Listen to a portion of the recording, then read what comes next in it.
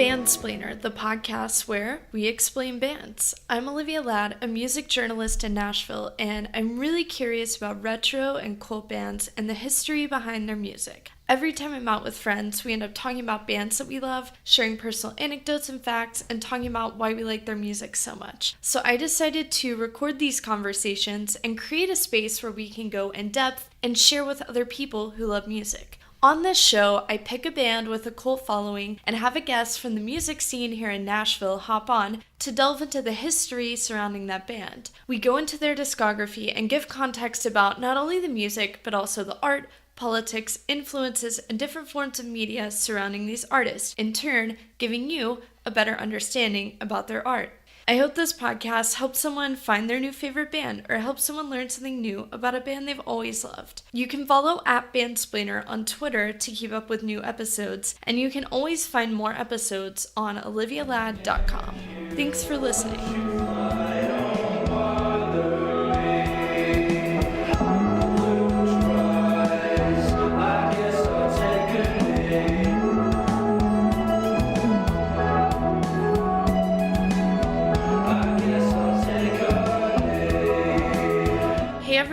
Thanks for listening to Bandsplainer. This week we're going to explain the band Pulp, and today's guest is Taylor Cole, and he's a musician here in Nashville, so you can just kind of introduce yourself. Yeah, sure.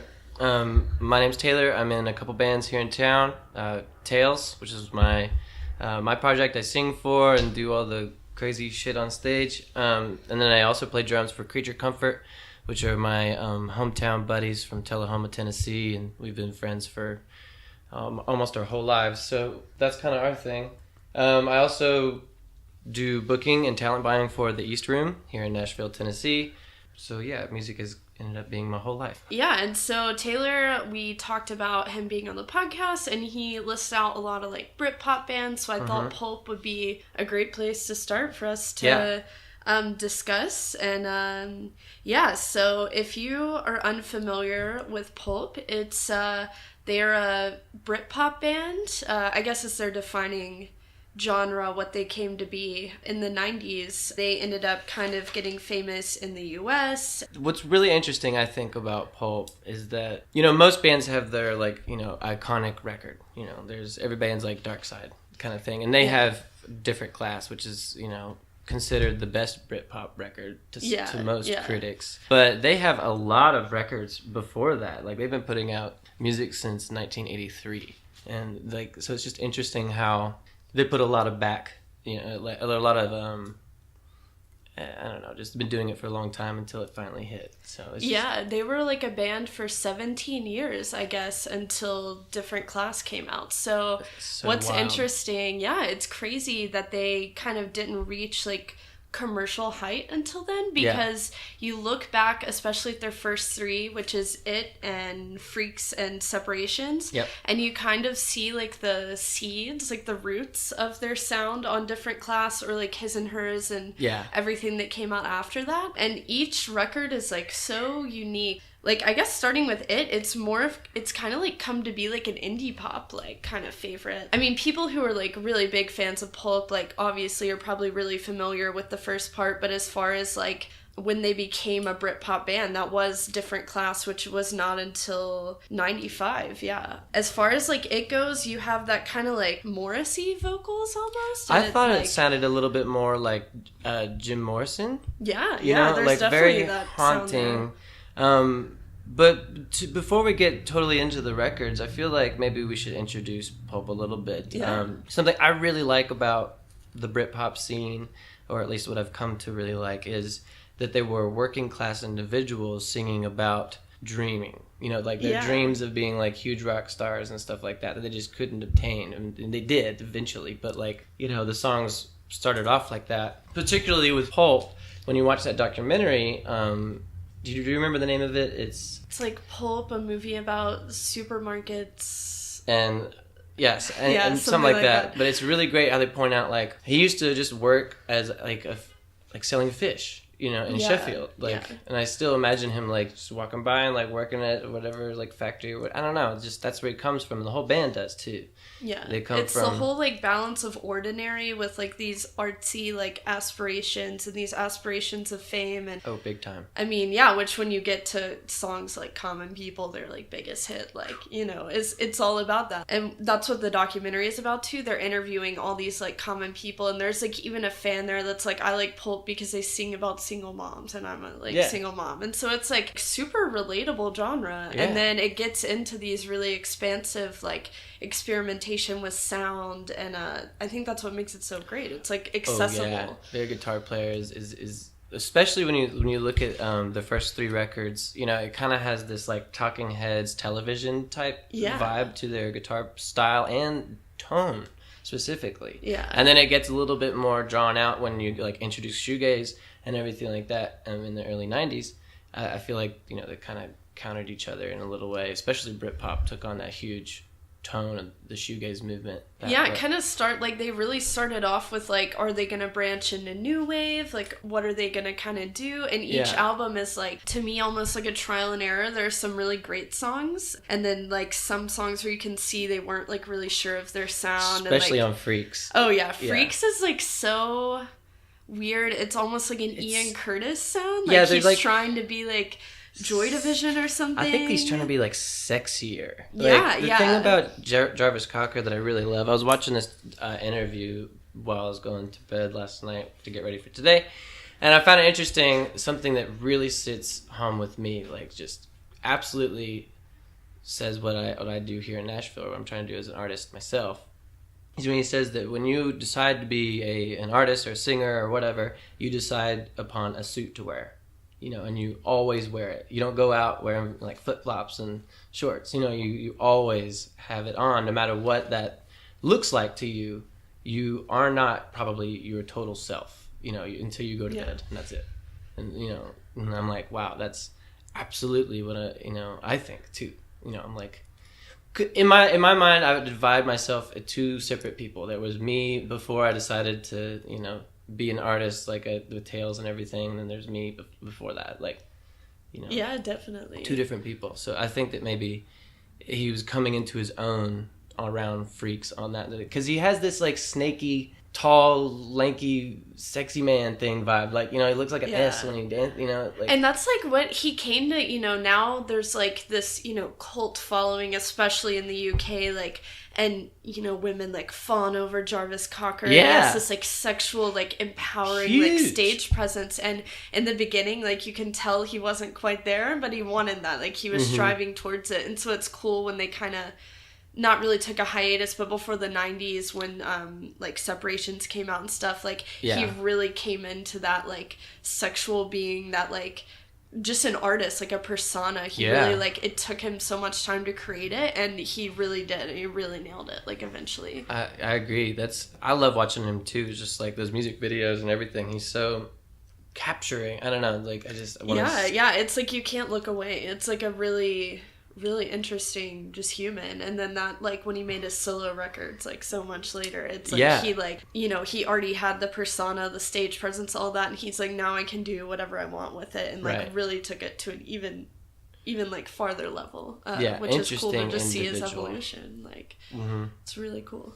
Because so I guess the start of Pulp we can talk about a little bit. He was, I guess, in high school age, and him and Peter Dalton, were just living in Sheffield, England, normal dudes, and they were okay, let's make this band. Unfortunately, Peter Dalton left before they could really do anything. That's where you get, their first record came shortly after that, when they were on Red Rhino in 1983. And so, yeah, that's their folky indie pop record almost. And yeah, I feel they just didn't have enough money or instrumentation to really do what they needed to do. Yeah, did they have I forget the lady's name who plays keys in Pulp. Was she there yet? Candida Doyle. I believe she was on the first record. But typically, it's first records you can hear how much they can afford at the time. Yeah. Especially right out of high school or still in high school. I I don't know. Yeah, how old I don't they were. believe she was on that record. But yeah, so it was like they were so young, and this is like a first record. But it's still, to me, really influential because you see bands like Magnetic Fields that really pull from a sound Gosh, similar I to love that. Magnetic Fields. Going through them really hard right now.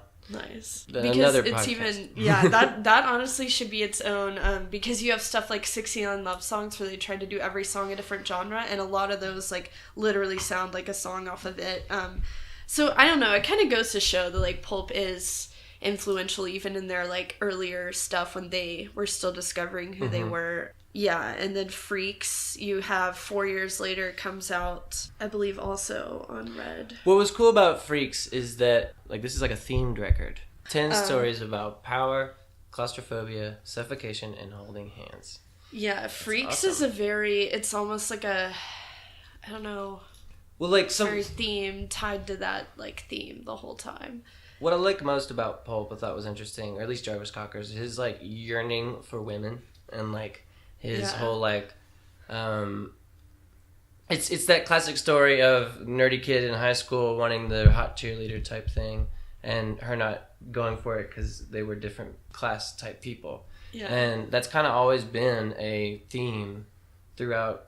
Yeah, I like the think whole career I think it touches on that. Stops around this is hardcore a little bit. Yeah. You know, and then they kind of just like we do Like when the self-assurance comes forward, like as a band. But yeah, they, even in the documentary, he says, like, they were like, why did you originally start Pulp? He's like, you know, why does any teenage boy start a band? Like, I was awkward. I wanted the girls to, like, come to me. So if I played music, like, I wouldn't have to go up to them. And, like, whoever was interviewing him was like, that's a totally reasonable, like, you know, reason to start a band. Like, but that really goes into, like, the thematics. And especially on Freaks, there's that yearning, like, Fairground, like, is the first track on that. And it starts with his vocals are very dark and kind of drawn out to fit the melody, kind of awkward. And then you have that kind of carnival-y, like, sound and, like, the laughing. And it kind of develops over the whole album. I like something about Freaks that I think is lost in today's records is that at the time they were selling records were selling not singles as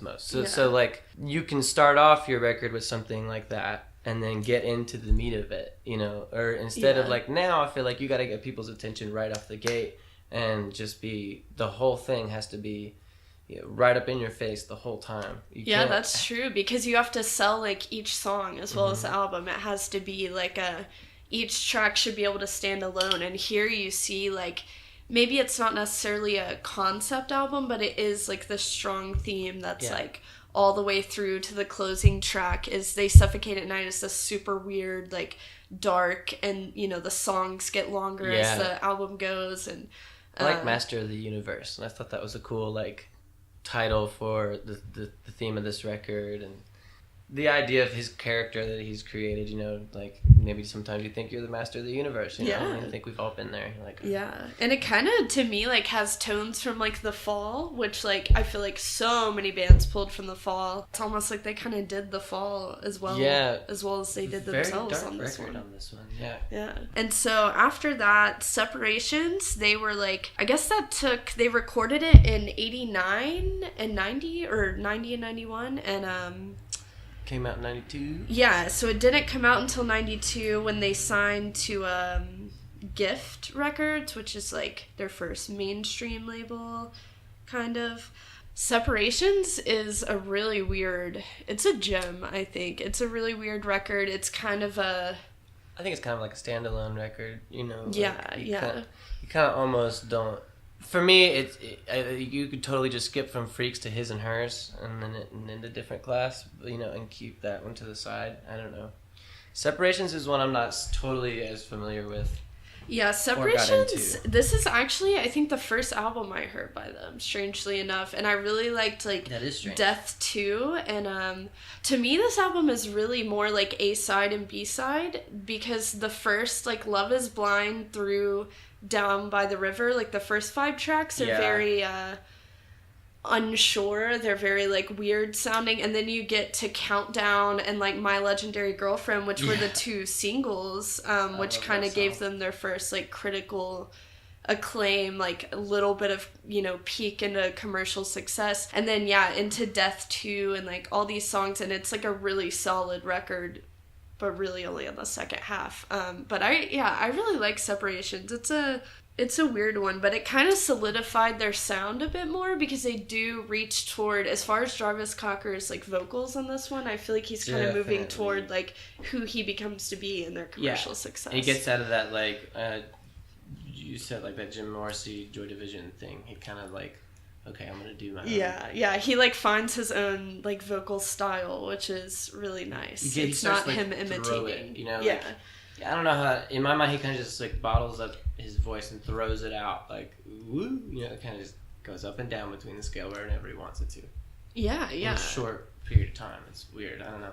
Yeah, Separations it's a cool one, but it's also the first record they put out in the 90s, so that's kind of, it kind of did like mark a new era, but it's definitely kind of a cult classic. Especially you got to think about when it comes to the like 90 to 93, the huge things that were changing in music at the time, you know, specifically in the United States, and like the whole like grunge movement and everything that was just like pow, pow, pow, all selling. It was all into, everything was just exposure and content all the time. Oh, yeah. And I don't know. I think that further fed into His and Hers, the next record, like all that type of like so this is like when they start actually putting out singles, and they're on, they actually signed to Island Records, which is an affiliate of a major label. So His and Hers really pulls on that, like it goes back to like relationships. Babies is my song. Yes, I wrote that down. Babies. And do you remember the first time?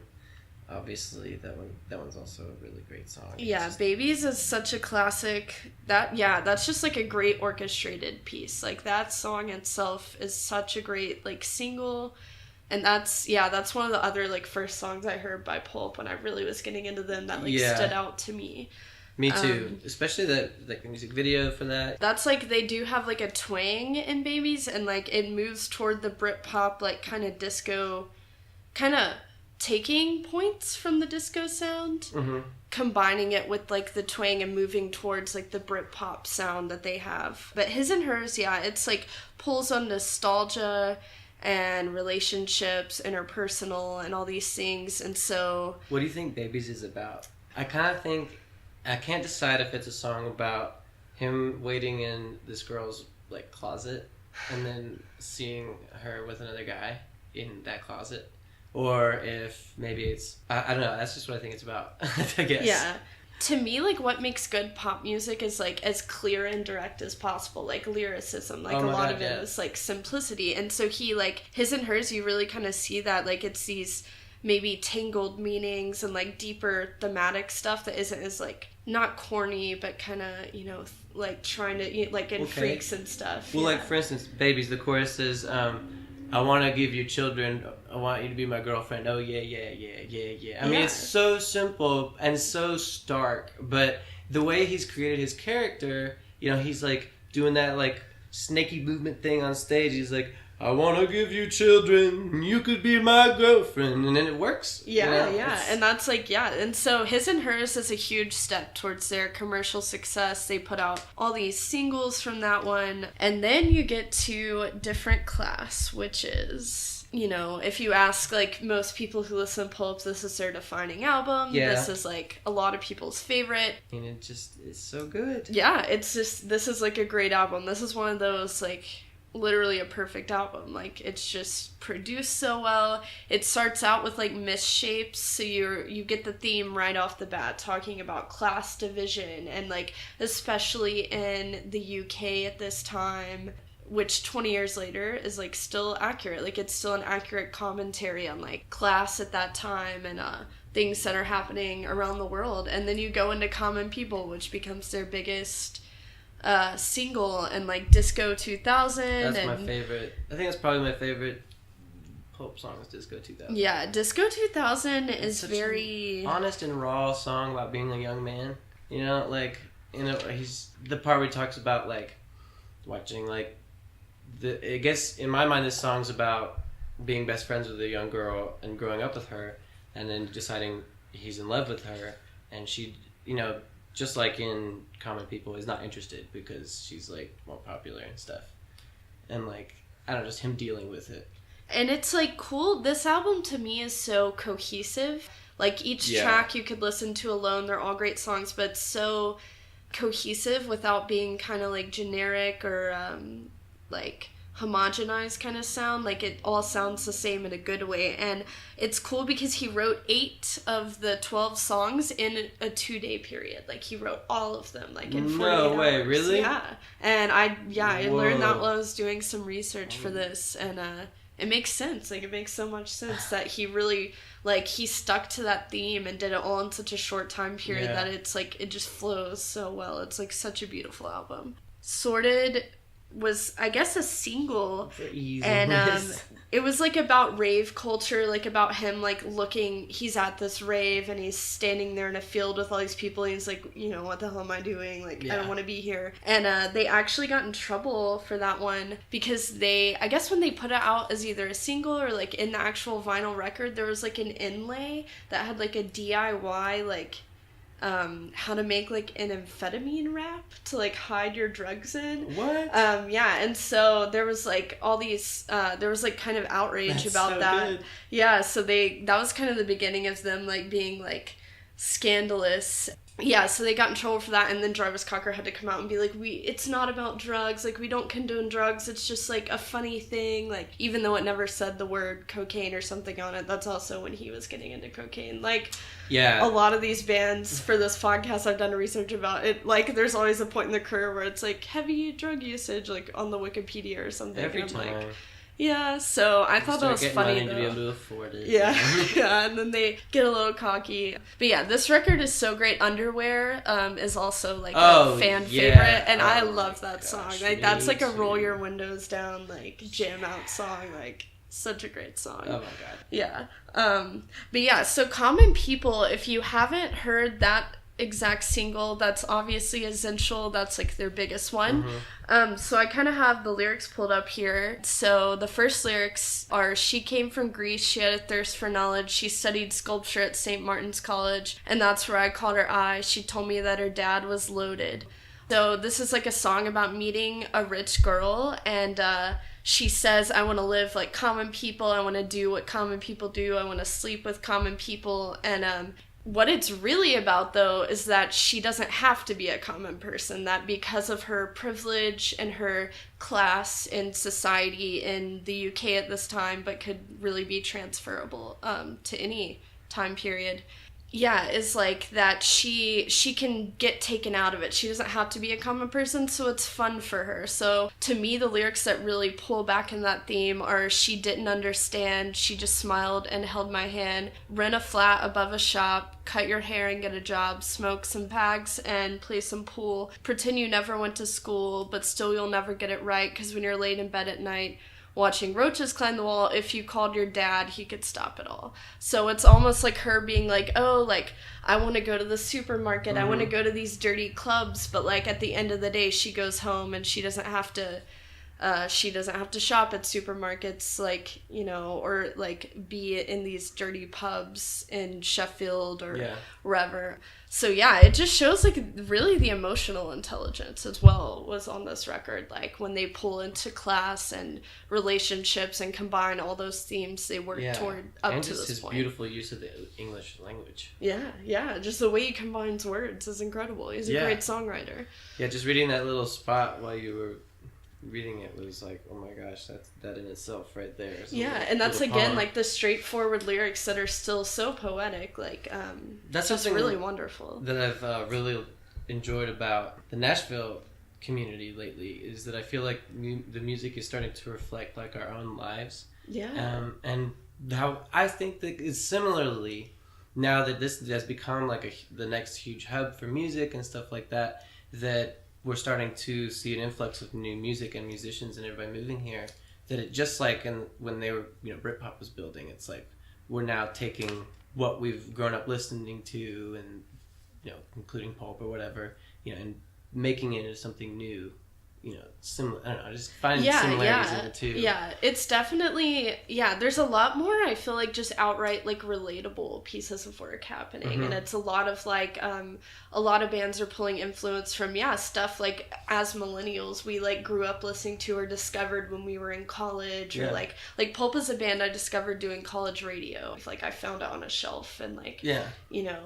So it's cool to see that. Definitely there's a lot of bands like pulling influence from this like new wave or hip hop or all these things that happened in the 90s and like actually creating something new with it, and it's really cool to see. And then next is maybe their most controversial record. This Is Hardcore. I love This Is Hardcore. This Is Hardcore is a really great record. This might be my favorite Pulp record. It's kind of hard. It's hard to choose one, but I feel like I listen to this one a lot because it's similar to kind of other stuff I listen to more so maybe. The song This Is Hardcore is probably my favorite on this record. Yeah, the title track on this is like one of the best title track songs because it just it truly encapsulates like the whole album. And I really love the song Dishes. Like, he's so clever. He's like, I am not Jesus, but I have the same initials. Like, I'm a man who has to stay home and do the dishes. And the chorus is, I want to turn this water into wine, but I have to get these dishes done. So it's this really funny, like, clever song. He probably was doing the dishes while he sat there and wrote that. Yeah, probably. And that's, once again, like, just ordinary people. Like, he's this artist aspiring to be an artist. At this point, they have commercial fame. They, like, I guess right before Common People, they actually opened for Blur on a U.S. tour. Yeah, in 94. That would have been a great show. I know. I wish I could go back in time and see all these shows. Like, when I've been doing research, I've, like, gone on YouTube and I find, like, old concerts. And I'm like, why? I want to be there. Like, I would give up my phone or any, like, whatever. I just want to, like, be at these rock shows. Yeah. But yeah, so This Is Hardcore, like, he's still talking about, like, common people. Like, just ordinary people, like, help the aged and all this stuff. But This Is Hardcore, first of all, the album cover is like, I mean, it's a naked woman, so that got a lot of feedback from like feminists in the UK at the time, but it's honestly like, compared to nowadays, quite maybe not tasteful, but it's not nearly as bad as stuff you know see now. Like, I don't think it would be that big of a deal. It is kind of 80s-y. It's very like 80s glam shot, but I think that's what they were going for. They wanted that shock factor in like the packaging and stuff, because also with selling records around this time, like through the 80s and 90s, it was cooler if it was, explicit or something, like to buy it, to like own it. What year was this that it came out? 98. Just right on the cusp of 2000 there, so that's a lot happened between. Yeah, so much happened in music just while they've been a band this whole time. So at this point, they've been a band for almost 2 decades, and it's crazy. And this one is actually NME named this their 166th greatest album of all time. And this is the only Pulp record that made the list, even though... Really? As far as their greatest albums of all time, but I believe, like, Different Class made it on a couple of lists about, like, Brit-pop albums. Yeah, like number 1. Yeah, typically. Pitchfork, This Is Hardcore is actually Pitchfork's 7th greatest Brit-pop album, but I do believe a couple of their other albums are on that list out of 100, but this one broke the top 10. I believe that, like, that comes from not just Jarvis Cocker, but if you think about the band as a whole, their instrumentation and their tone just gets insanely better on this particular record. Like, it's just, I feel like they've finally honed themselves as musicians. I don't know, there's a lot more space and just tone and texture with the guitar. Yeah, this is just a very professional record. This is when you can tell they're, like, they kind of, like, so over, I guess, up until the reunion, which we'll talk about later, but, like, over the course of the whole time they were a band, like, they had 22 different members rotate in and out, but this is where they have, like, a solid lineup, and This Is Hardcore.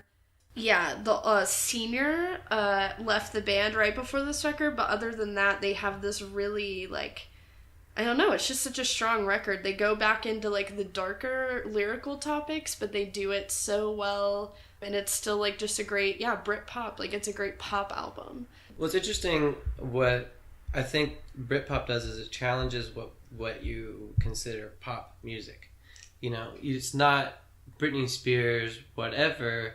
It can still be a huge fucking rock song, but still be a pop song, which means it's a little bit more, in my mind, means it's a little bit more straightforward and a little less yes sounding. You know what I mean? Yeah, like a little less experimental, but it's just more straightforward, and particularly like how they recorded it. Like the tones are super bright and shiny kind of thing. Yeah, this one is this is hardcore. Is definitely just gotta sit down and listen to it all the way through. Is a really great a good example of Brit-pop challenging like standards of pop. Like it's a very strong like dark rock record, but they don't go into this weird. It actually looks like that Lady Gaga record. Yeah, Born This Way or Fame. Yeah, it Fame. Literally. Yeah, it looks like it does look like that, which is funny.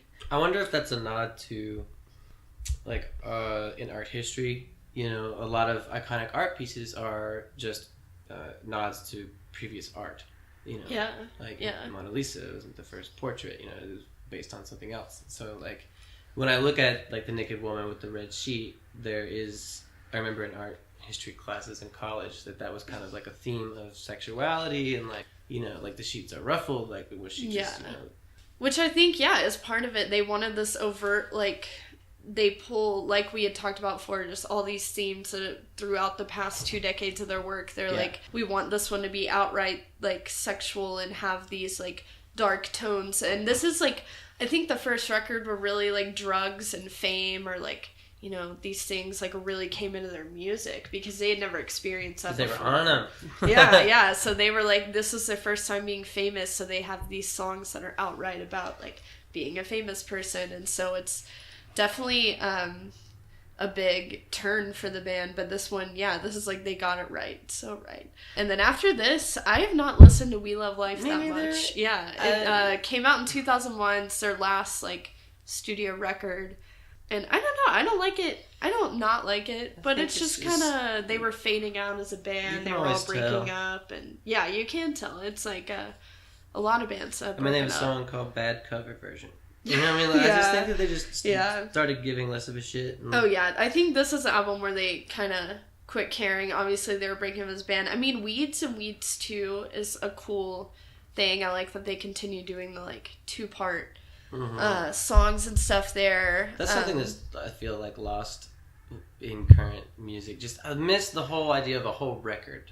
I remember, at the height of illegally downloading music, which I feel like people don't really do anymore because Spotify but like I feel like our generation, stuff like in middle school and all that, that's how I discovered music. Like BitTorrent, torrenting, but you had to torrent the full album and listen to the full album. When it came to these like indie records and stuff that were coming out, you would just sit there like search the name of the record and go bit comment. Hopefully it would, like a weird file would come up. Like we were talking about earlier, just like people, you have to market the singles. It has to be like, if people listen to the first 3 songs on Spotify and get bored, they'll click off of it. But it's like for these, a lot of the bands I've been doing research about, like Ige Bamyase, like by Can, like I was listening to that record a couple weeks ago, like on repeat, and I was like, we really do miss out on like having full records nowadays. Like there's not like how each song like transitions into the other, and there's all these weird sounds in the background that come up later in songs. And who knows, that might become popular again. We'll see. But then they broke up from 2003 to 2010. The only thing they really released during this time was a couple of singles, I guess, that had never been released, and then most importantly, their like collective Peel sessions, which was released in 2006, and those were recorded from 1982 to 2001. So that was like a lot of different. That's live performances cataloging, all the way the very beginning, like 81, and then all the way to like the height of their career. It's pretty much like all the hits. Like, and so it's really cool to see how they evolved live. If you listen to this album like in full, sitting down. You literally see the evolution of the band. It's really cool because it's live. So it starts out, like they get better instruments, they get better at playing them, they get better recordings. Jarvis Cocker finds his like vocal style. They get it's like a catalog of like what the band has been through through their greatest hits played live. So that's like it's like a little artifact of Pulp. I feel like that's a cool thing. I just love that they always stayed true to the whole like theme of hardworking, blue collar themes. Yeah, and that's when you look at all their greatest hits, they're all all touch on that. It just makes you feel not so alone as a striving individual or an artistic person going, I see myself as this other person, but I don't really see myself like Mariah Carey, like... Yeah, but you still have your... Even as a writer, I feel that I have, like, who I want to be, like, the brand and the artist and all these things, and so it's cool to see they, like, stayed true to that and especially still brand, because he knew in that interview I talked about earlier, he was talking about, I choose my clothes as part of my brand, as an artist, like, that's how you kind of show people who you are that don't know you or whatever. Like first impressions, and that's like with the singles, with like the way you look, it's... Because those people don't know you or get to know you, so people who see you through whatever content, that's their first impression is what you're wearing, what you look like. Yeah. And they make that assumption. Yeah, and that's especially important, like, in the music industry and things. So it's, like, that's also, like, in the documentary, whenever they reunited in 2011, which we can touch on in a minute here. I bet they reunite again. Yeah, I hope so. And, it's a big thing right now. He was talking about when they played, like, one of their first, like, reunion shows back, he was like, all I can think about is I have to change my tire later because it's flat. And he's like, I don't know, I just played a show in front of thousands of people, but I still gotta change my tire in the morning. And it's like, it's so cool. Like, they really are, like, this band for normal people and about, like, working class and making something out of nothing. A lot of people from Nashville are from, like, small towns in Tennessee or all over the South or, like, different places where they had to come here to be who they wanted to be and do the job they wanted to do. And so it's so relatable. Like, that's so accessible. Absolutely. Like, growing up, like, wherever you did, and then being in this city thrust into, like, music and entertainment industry and still, like, everyone lives with roommates and all this stuff, so you go home at the end of the day and you're still kind of who you are, but you're still becoming this, like, artist and this person. Absolutely everything about what I got going on right now. Yeah, like, grew up in Tullahoma is, like, there are people with money, but nothing like what I've seen now. Like, these, like, high-rise apartments in New York City and shit that I've ended up being at through touring or whatever. Just, like, so Tullahoma in my mind was just a lot of hardworking people and Southern people, and then I'm just really happy I got to grow up around very, like, just lots and lots of different types of people. Yeah, and definitely. Like, nothing really surprises me, I guess. Now I feel that, and growing up in, like, just a working class place, like, I feel like you learn more that way, and you learn how to kind of forge your own way, which is kind of what these guys did, which is what we're all trying to do. And so it's it's really cool and it's really relatable. I can listen to this music and, like you were saying, not feel so alone, just kind of feel like, okay, like, I'm not the only one who's had to start from nothing. And like, when I listen to Disco 2000, it brings me right back to when I was in high school, and it reminds me of that person that I've kind of got inside of me that's my real self, that like started it all. That was like, you wanted to, like, strive for bigger things. Absolutely. Yeah, so that's kind of the whole point of Pulp to me. That's kind of the whole culmination of what Pulp is, like, just all of that. But so after that, they reunited in 2011 and played Wireless Festival and Isle of Wight, and then they were, like, the surprise guest at Glastonbury. And I guess around this time is when they made the documentary, because it was about when they were playing a, like, hometown show in Sheffield, because they toured after that. I think that was their, like, last show. Yeah, so I guess they haven't really done much after that. Like, I guess Jarvis Cocker, he did something, he was in some kind of side project with some members of, like, Radiohead. Really? And then, and I guess he did something with, like, the Harry Potter movies. Oh, he was in the... Oh my god, okay, so the scene where they're at the, like, their fourth Harry Potter movie. I just watched this. They're at the dance. Hermione's like all pretty. And they're the band. Okay, that's makes sense. What this is. It's the Weird Sisters. Yeah. Is their name of their band. Okay. Which sucks because there's a band in Nashville now called the Weird Sisters. They need to figure it out. Yeah, but that's cool. And then, like, Steve Mackey he, like, produced stuff for Florence and the Machine and MIA and all these cool, like, indie bands that were coming up around that time. You should listen to that song they put out on that movie. It's like, dance around like a crazy girl. Yeah, I couldn't figure out. I was trying to research, and I knew he did something with Radiohead. Like, I had heard that somewhere. I think it's and then just that. Like, I think it might be. Yeah, that's cool, though. I don't know. I guess that's all for like their discography. Kind of went through it.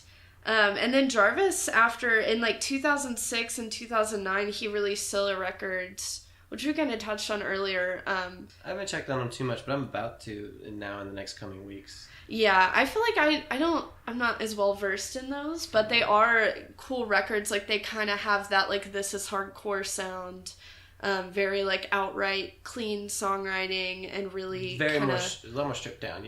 Yeah, more because it's just him, so it's more the focus is more on like his vocals, his songwriting. And then he recently put out a single with Iggy Pop, which is cool. Really? I guess. Yeah, I love Iggy Pop so much. Me too. So I think it's really cool that they work together. Oh, he did the Red Right Hand thing? Yeah. I had no idea.